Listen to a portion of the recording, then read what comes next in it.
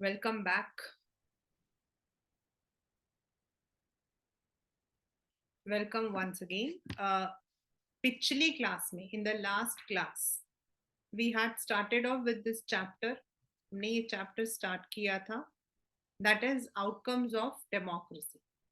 यानी जो countries democracy को follow करती हैं, how it has come up. मतलब politically क्या उनको कोई फायदा हुआ, economically उनको क्या फायदा हुआ, socially उनको क्या फायदा हुआ.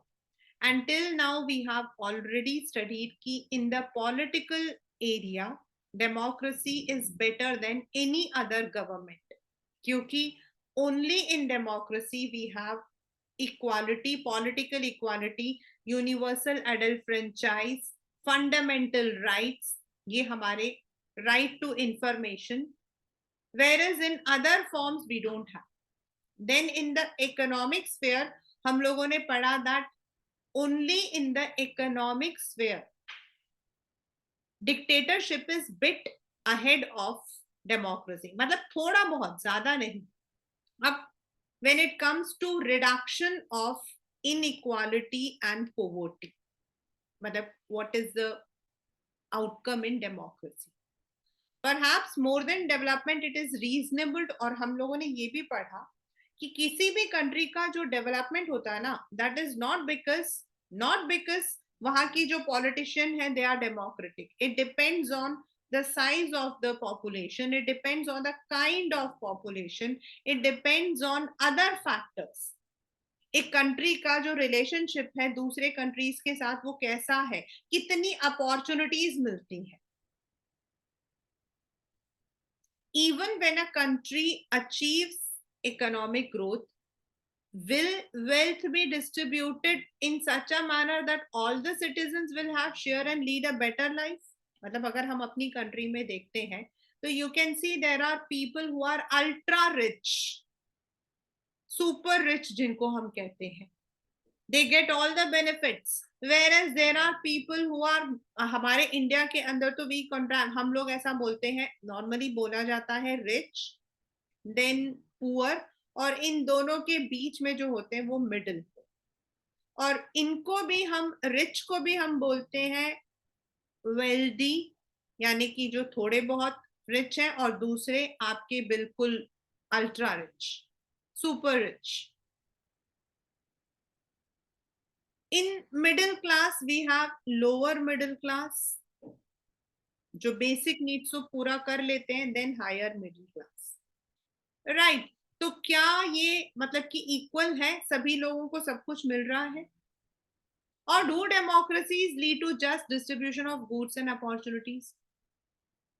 मतलब जस्ट डिस्ट्रीब्यूशन का मतलब है यहाँ पर इक्वल डिस्ट्रीब्यूशन. जस्ट का मतलब सिर्फ नहीं, जस्ट मतलब equal distribution. For example if you see the voice of the poor is not there. ये आपका एक कार्टून है which can come in your exam. इसका मतलब है पुअर अपनी आवाज नहीं निकाल सकता. Democracies are based on political equality. मतलब पॉलिटिकली हम इक्वल है, हमारे पास यूनिवर्सल एडल्ट फ्रेंचाइज है, हमारे पास फंडामेंटल राइट्स है, हमारे पास अदर राइट्स है. But when it comes to economic, no, we don't have equalities. A small number of ultra rich enjoy highly disproportionate share of wealth and income. Not only that, their share has been increasing. आप हमारे India में ही देख लो, total मतलब ultra rich का मतलब I can say Ambanis और अदानीज, इनको हम बोलते हैं.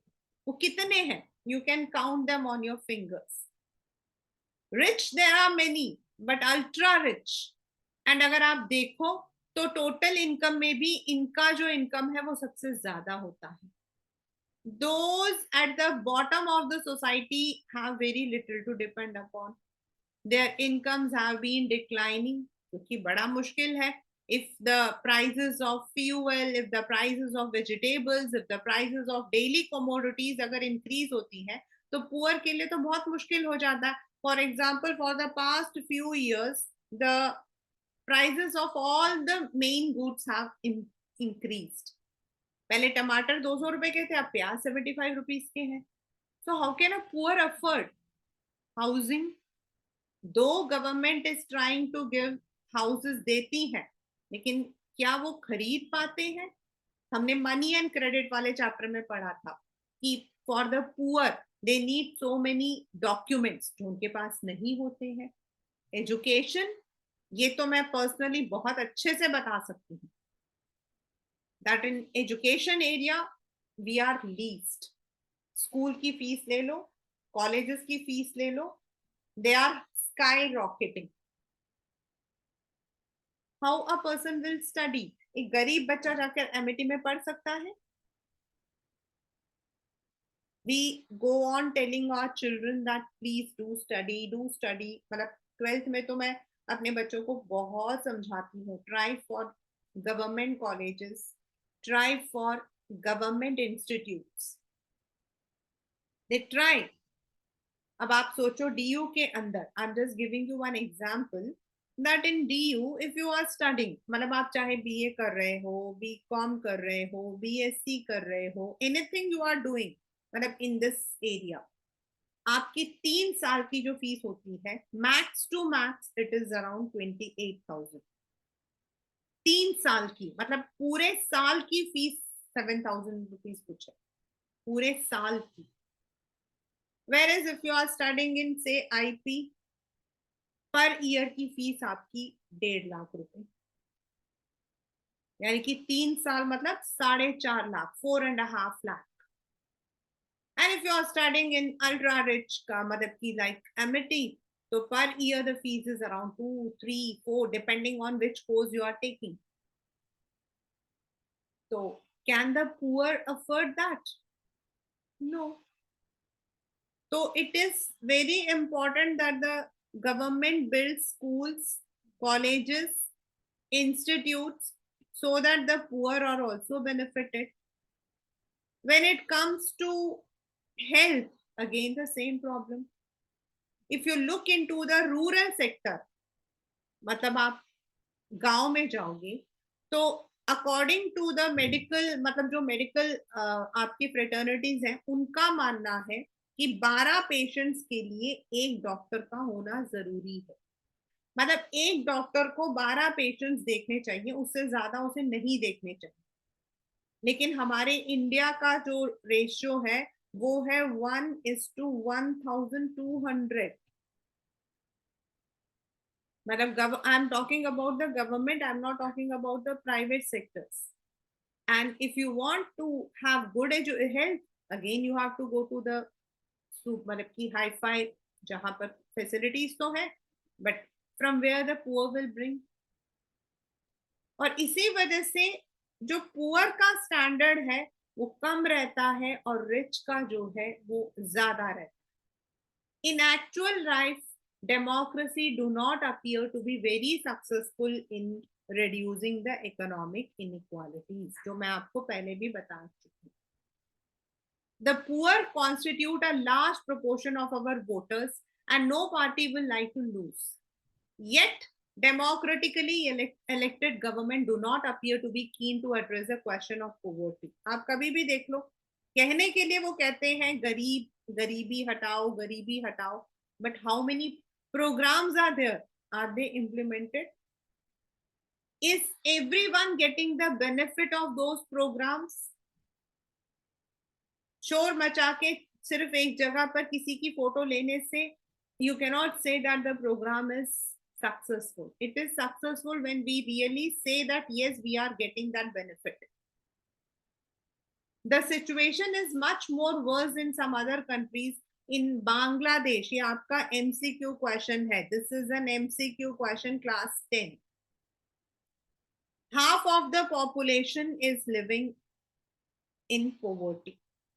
ये पेपर का क्वेश्चन है, please. People in several poor countries are now dependent on the rich countries even for food supply. So this shows, ये देखिए, this is again one more cartoon. ये दिखा रहा है कि जो रिच है उनके पास ये है, मतलब इतने ही रिच हैं लेकिन they are having 50% of the, इतने ही, मतलब रिच जो है वो इतने ही है ज्यादा नहीं है, मतलब this much, but still they are having the maximum wealth, they are getting maximum benefit. Similarly, health may be, it is only those who are getting those benefits. इससे क्या पता लगता है that when it comes to economic sphere, democracy has not actually done what it should do. Democracy को और ज्यादा, मतलब democratic government जो है उनको पढ़ाई पर, हेल्थ पर they have to focus. And class 10, it is not that I'm telling this is a real scenario. I have seen students from the poor sections who couldn't complete their education just because they were not having the money. I'm not talking about those who can at least take the loan. I'm talking about those who couldn't take the loan. In the reality check, there is nothing for them. Now, third पर, पहला हमने पढ़ा था political, second हमने पढ़ा economic, अब हम आ रहे हैं सोशल में. This is again next question. Social का मतलब होता है, एक्चुअल में दिस चैप्टर वाज, मतलब आपकी डिलीटेड है, उससे रिलेट है ये वाला टॉपिक. सोशल डाइवर्सिटी का मतलब होता है हम सोसाइटी में अलग अलग तरीके के हैं, means boys girls, gender disparity, caste disparity, rich and poor. मतलब सोसाइटी में जब हम रह रहे हैं तो हमारे बीच का जो डिफरेंस है, रिलीजन, लैंग्वेज, मतलब वी आर सेपरेट. तो जब डेमोक्रेसी आती है, in other what happens is, मतलब in non democracy social diversity is not fulfilled, क्योंकि वो उन्हीं को, they give benefit only to दोस्त जो उस लैंग्वेज को या उस कल्चर को या उस कम्युनिटी को बिलोंग करते हैं. इन डेमोक्रेसी देयर इज, मतलब की अकोमोडेशन फॉर ऑल. ये हमने पहला चैप्टर पढ़ा था, बेल्जियम वाला, power sharing. Do democracies lead to a peaceful and harmonious life among citizens? Yes, of course it is there. It will be fair expectation that democracy should produce a harmonious social life. Harmonious matlab मिलजुल कर. We have seen in the earlier chapters how democracy accommodate various social divisions. As I said, this particular chapter is deleted in your book, but social diversity से related है, जिसमें blacks and whites, rich and poor, इनके बीच में हमेशा difference रहता है. मतलब rich and poor हमारा इकोनॉमिक में आ जाता है, लेकिन जो हमारे बाकी चीजें like language, religion, culture, belief, ये सोशल में आ जाता है. Belgium has successfully negotiated differences among ethnic populations because it's following democracy. In India also we are following secularism. Democracies usually develop procedure to conduct their competition. This reduces the possibility of tensions becoming explosive or violent. कोशिश की जाती. No society can fully and permanently resolve conflicts among different groups. आपका भी किसी ना किसी से कोई ना कोई झगड़ा होता ही है. यहाँ पर आपका मतलब इट्स नॉट लाइक कि मेरा, it's about generally cultural differences रहते हैं, लैंग्वेज डिफरेंसेस रहते हैं, रिलीजियस डिफरेंसेस रहते हैं. तो ये डिफरेंसेस तो रहेंगे ही रहेंगे, लेकिन उसके बावजूद भी हम साथ में रहते हैं. Isn't it? We watch movies of those people, those who do not belong to our community, then also we are there. मिलजुल के तो रहते हैं. No, but we can certainly learn to respect these differences, and we can also evolve mechanisms to negotiate the differences. Democracy is best suited to produce this outcome. Non-democratic often turn a blind eye or suppress internal social differences. आप किसी भी non democratic यानी कि military ले लो, dictatorship ले लो, monarchy ले लो, जिस language को, जिस कल्चर को, जिस रिलीजन को वो बिलोंग करते हैं, वो उसको ज्यादा सपोर्ट करते हैं. But democracy doesn't do that. Ability to handle social differences, divisions, and conflicts is thus a definite plus point. But the example of Sri Lanka reminds the democracy must fulfill two conditions. मतलब ये यहाँ पर क्यों बोला गया है class 10? Because Sri Lanka is of course a democratic country, yet it has practice majoritarianism. मतलब है तो वो डेमोक्रेटिक कंट्री, लेकिन उसने वो पूरा काम नहीं किया जो डेमोक्रेसी को करना चाहिए। डेमोक्रेसी का मतलब है सब बराबर है, all are equal, whether you belong to one community, whether you belong to one religion, language, culture, everybody should be treated equally. It is necessary that democracy is not simple rule by majority. The majority always needs to work with the minority. मतलब हमें दोनों को साथ लेकर चलना पड़ता है, so that government functions to represent the general view. इनके व्यूज हमेशा सेम नहीं होते, and it is also rule by majority does not become rule by majority community in terms of religion और रेस और linguistic group.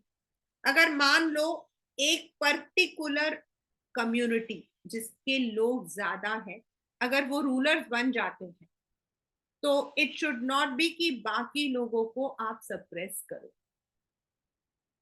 Rule by majority means in case of every decision or in case of every election, different persons and group may and can form majority.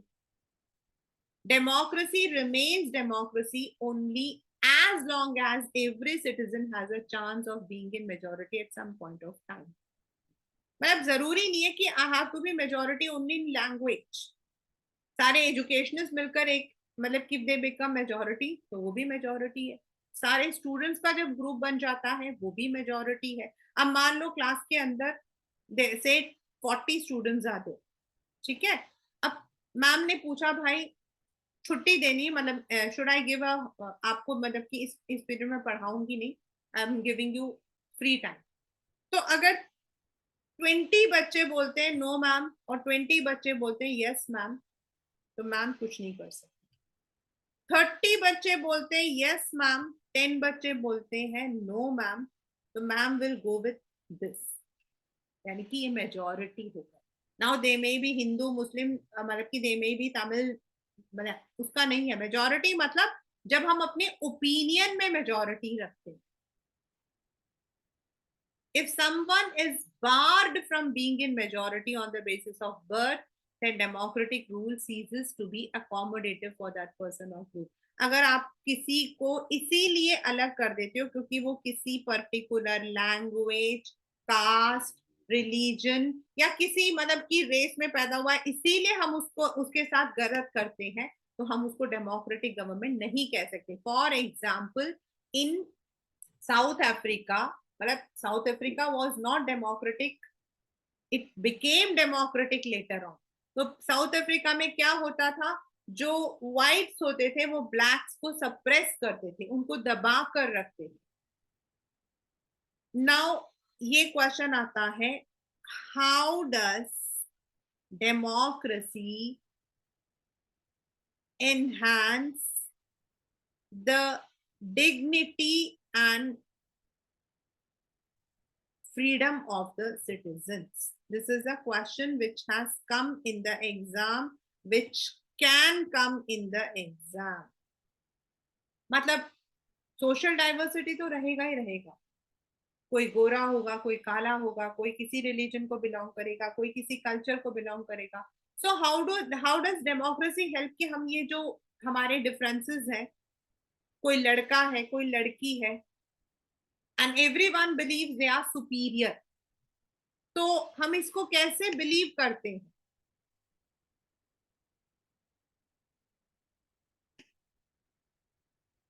Democracy stands much superior to any other form of government in promoting dignity.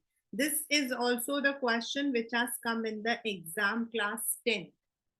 मतलब चाहे ऐसा आए या ऐसा आए, आपको answer नीचे वाला लिखना है, ठीक है। हाउ डज डेमोक्रेसी एनहांस, मतलब डिग्निटी, हमारी जो एक सेल्फ रिस्पेक्ट है, डिग्निटी मतलब सेल्फ रिस्पेक्ट, डिग्निटी का मतलब क्या होता है, हमारी जो सेल्फ रिस्पेक्ट है।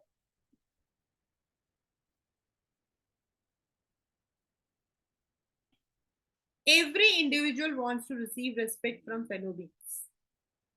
I as a teacher believe I should be given. I as a mother believe I should be given. I as a friend believe I should be given some respect. Means आप whatever you are a student, आप भी believe करते हो आपकी एक इज्जत होती है. Often conflicts arise when some feel they are not treated with due respect, which is very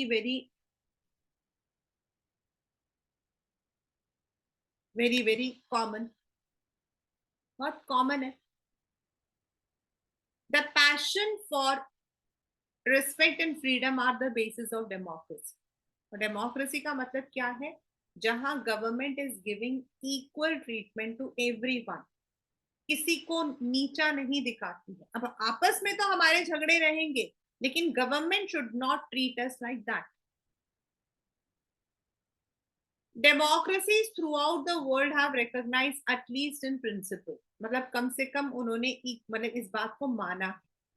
This has been achieved in various degrees in various democracy. For societies which have been built for long on the basis of subordination and domination, it is not simple matter to recognize all citizens are equal. This is very common चीज, ये तो बहुत common है.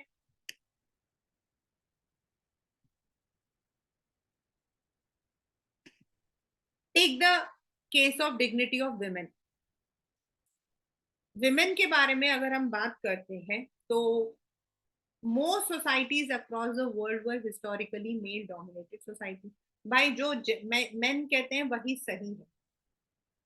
मतलब घर में this is not like कि हमारे घर में तो मम्मी कहती है. No no no, it's not in that way. It's not in that way. Please don't take it wrong. Male domination का मतलब होता है बाहर जाके कमाना मेल का काम. Politically prime minister, chief minister, कुछ भी बनना मेल का काम. आप अगर आपको यूरोप वाली हिस्ट्री याद हो तो उसके अंदर the females were not given any rights. They were not given any rights.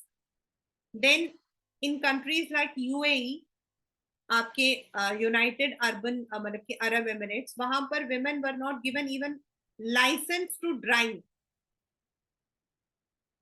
It's not about the family, it is about the overall.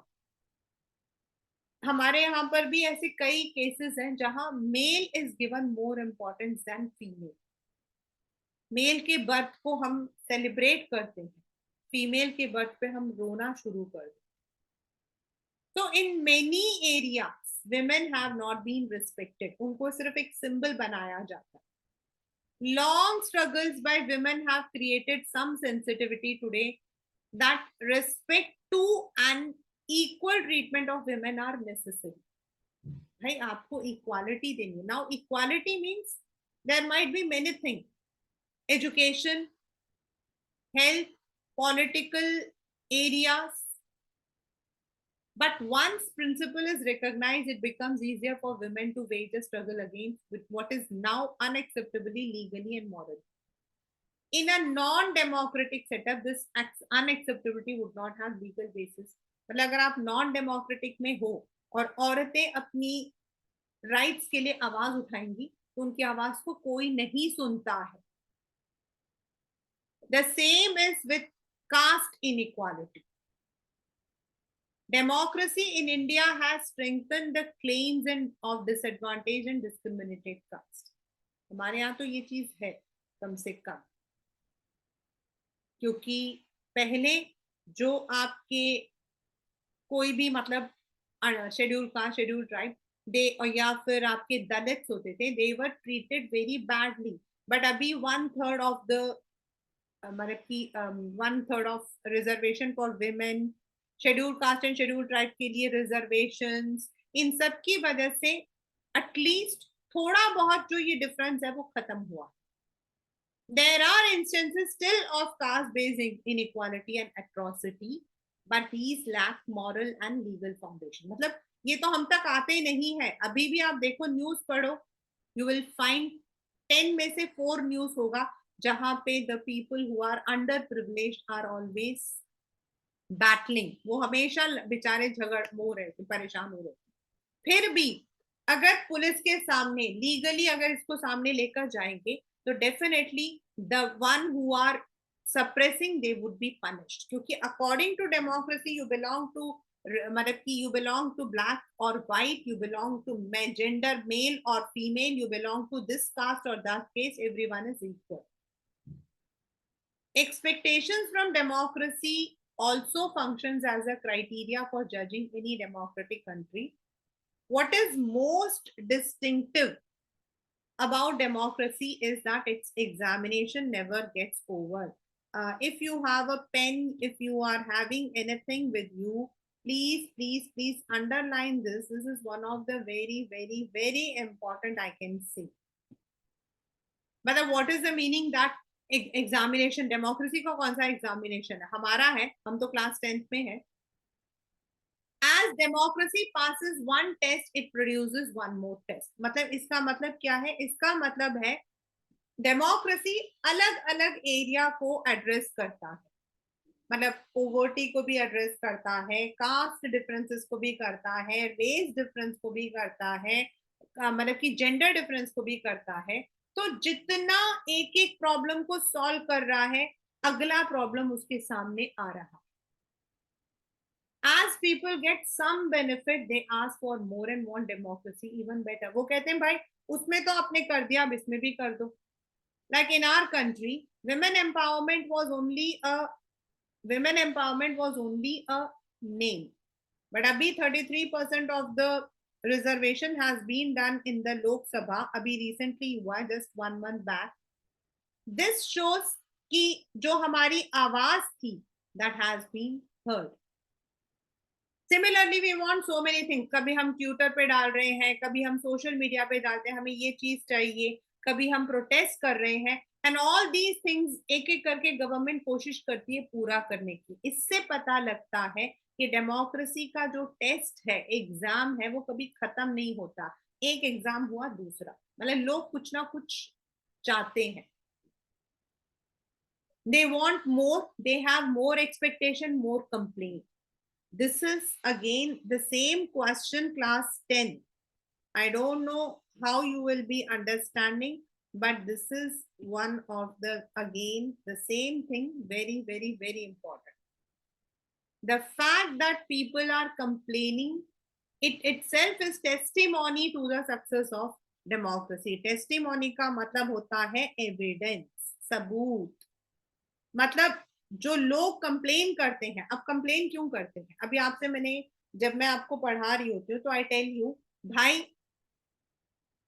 Please bring your problems. Problems आप कब ब्रिंग करोगे? When you actually read it. जब आप book खोलोगे, पढ़ोगे, तो आपको समझ आएगा कि मैम मुझे ये लाइन समझ नहीं आई थी. जब आप केयर ही नहीं करोगे तो आपके पास प्रॉब्लम होगी नहीं. डेमोक्रेसी भी सेम है. लोग कंप्लेन कर रहे हैं कि भाई आपने उस एरिया में तो कर दिया, लेकिन इस एरिया में भी हमारा डेवलपमेंट नहीं हुआ. एजुकेशन में हो गया, हेल्थ में नहीं हुआ, हेल्थ में हो गया है, हाउसिंग में नहीं हुआ है, हाउसिंग में हो गया, सैनिटेशन में नहीं हुआ है. अगर हमें नहीं चाहिए होता तो हम कुछ बोलते ही नहीं. This means that when we are asking something, that means we are also paying attention, we are also taking participation, we are also becoming aware. It shows people have developed awareness and ability to expect and to look critically at power holders and high and mighty. पहले ऐसा नहीं था. What they have done, we accepted. But अब हम चाहते हैं कि और भी changes आए. A public expression of dissatisfaction with democracy shows the success of democratic project. It transforms people from the status of a subject to the status of a citizen. मैंने अभी जो आपको बताया, सब्जेक्ट मतलब जो हमारे गवर्नमेंट ने बना दिया, हमने उसको मान लिया. We just follow it, like आपका मुनाफी. Whereas in citizen, we also participate. चाहे हम इलेक्शंस के थ्रू पार्टिसिपेट कर रहे हैं, चाहे हम किसी और तरीके से पार्टिसिपेट कर रहे हैं, but we are participating. We understand कि हमारा जो वोट है, that makes a difference, and that is why we now are more bothered कि there was one debate in fact, मतलब there was one debate जिसके अंदर ये चीज कही गई थी कि should India transform from democracy to dictatorship, and the answer was no, because in democracy at least we have some voice, हमारी कुछ आवाज तो है। चलो हमें ये गवर्नमेंट नहीं पसंद है तो अगली बार जब वोट होगा तो हम नहीं देंगे इसको, but in non democracy we will have no voice.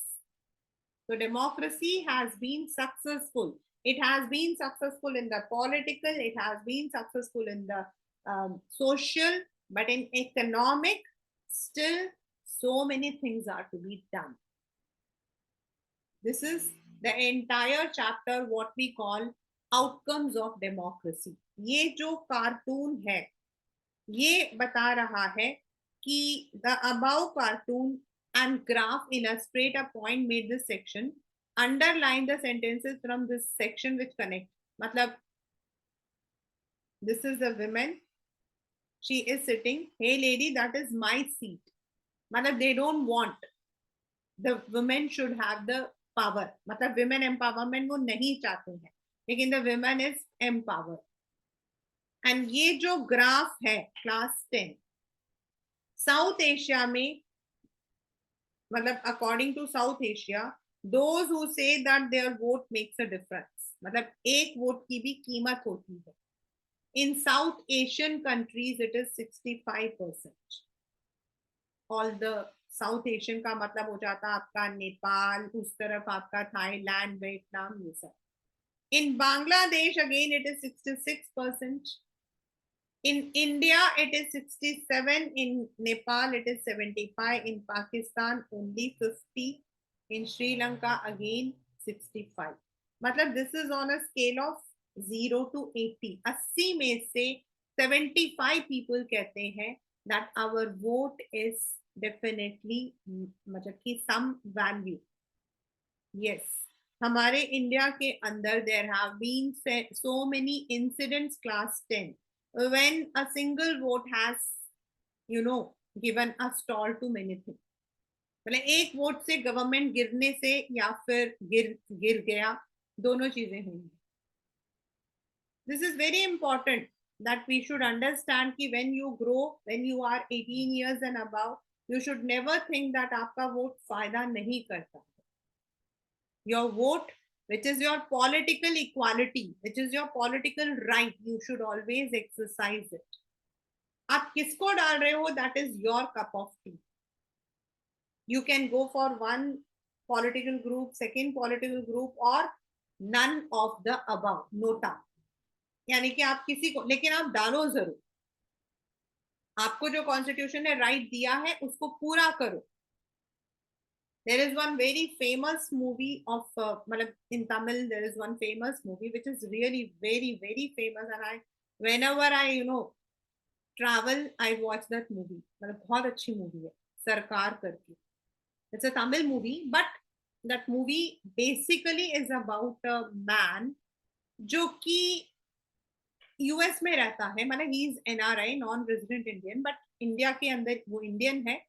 तो जब वो मतलब कि he comes to India specifically to exercise his vote, अपना वोट देने आता है।